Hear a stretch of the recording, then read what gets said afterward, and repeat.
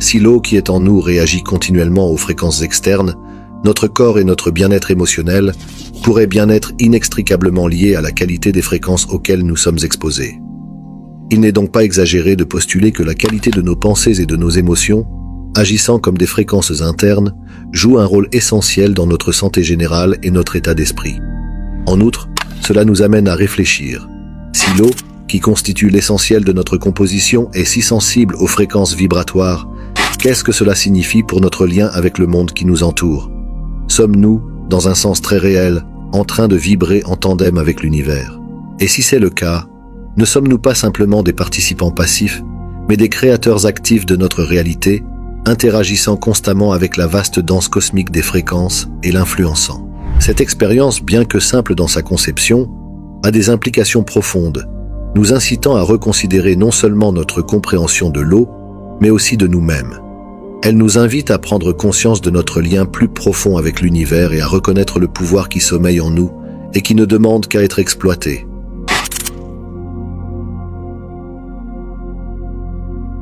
Chaque pensée que nous avons, chaque mot que nous prononçons, chaque émotion que nous ressentons, ce ne sont pas seulement des événements fugaces. Les disciplines scientifiques et spirituelles convergent sur l'idée qu'elles possèdent une énergie et une fréquence.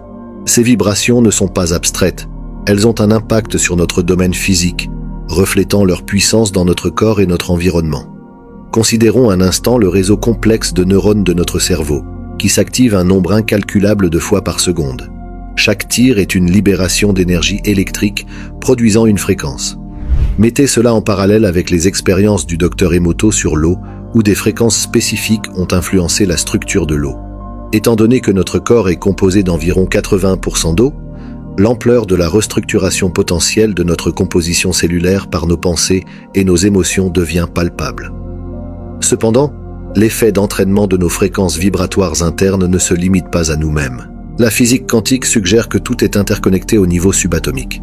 Par conséquent, les fréquences que nous émettons interagissent et s'entrelacent avec le monde qui nous entoure.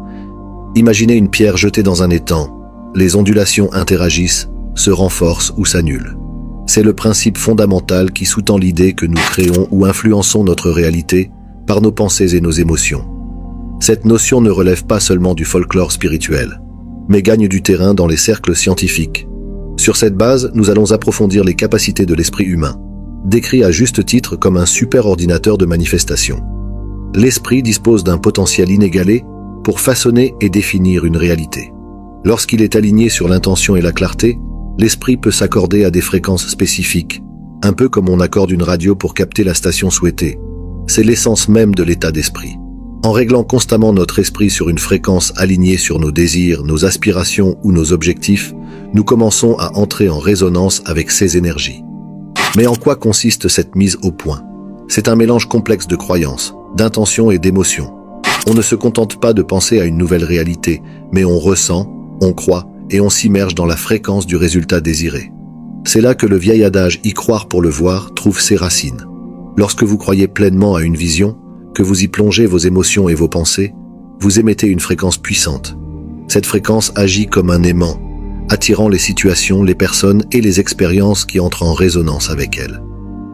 L'univers, dans sa vaste intelligence, répond à ces fréquences, ce qui entraîne des manifestations que l'on peut parfois qualifier de miraculeuses. Un mot d'avertissement s'impose toutefois. Il ne s'agit pas de prendre ses désirs pour des réalités. Il s'agit d'une pratique disciplinée.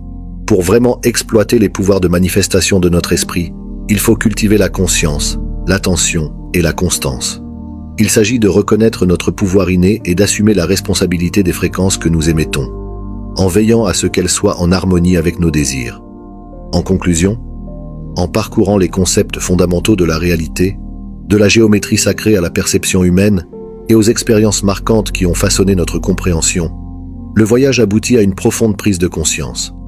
Nous ne sommes pas des observateurs passifs dans ce grand jeu cosmique, mais des participants actifs et des créateurs. Le pouvoir de façonner, d'influencer et de manifester vit en nous, dans nos pensées, nos émotions et, plus important encore, dans notre état d'esprit.